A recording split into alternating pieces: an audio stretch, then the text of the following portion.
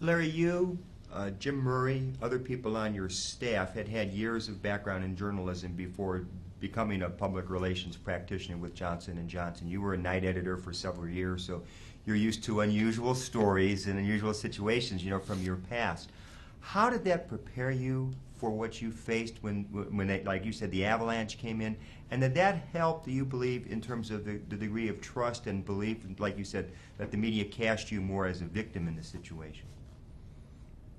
Well,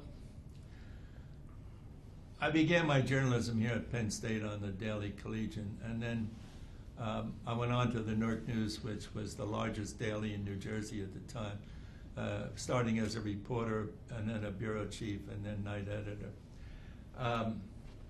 And I covered a lot of stories. I covered, plane crashes and all kinds of things that happen in large states with a large daily newspaper. I learned early in my journalism career, stay cool, stay as calm as you can stay, and stay objective.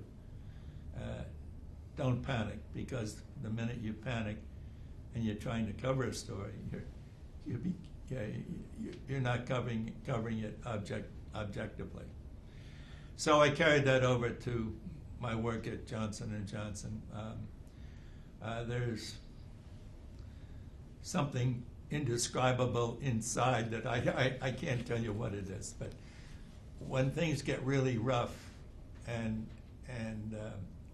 there's a tendency to panic, something inside of me turns it the other way around and says, be calm and try to handle this one step at a time. If you look at problems and you try to deal with them, and you look at the enormity of them, they can be overwhelming. But if you take one step at a time, you have a much better chance. So I think those lessons from my journalism days unquestionably helped during this situation. And,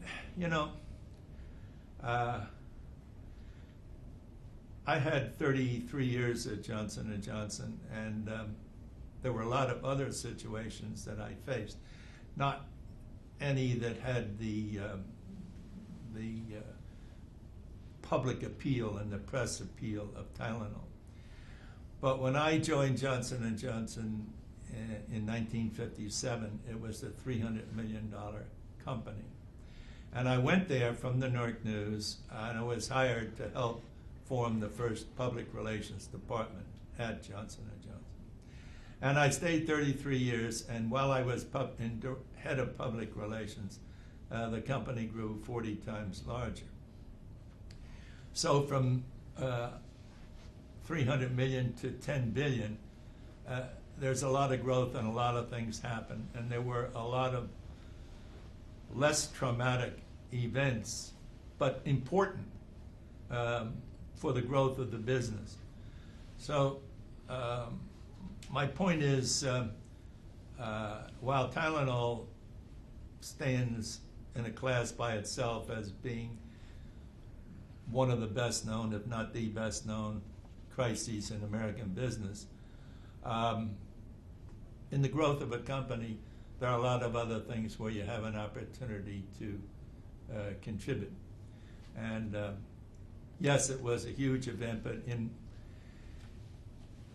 my eyes, being able to head public relations of when a company grows 40 times larger, to me that's much more important than being head of public relations during Tylenol.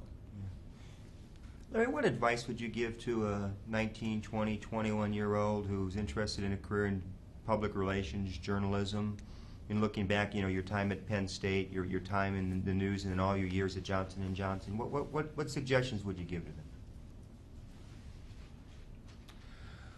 Well,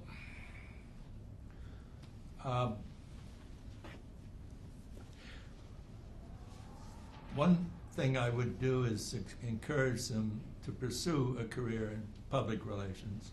And I'll stick to that as opposed to journalism because I believe largely about the same about both. It's a fascinating career. Do it with a great sense of enthusiasm. Learn to write. You don't have to be a Pulitzer Prize writer.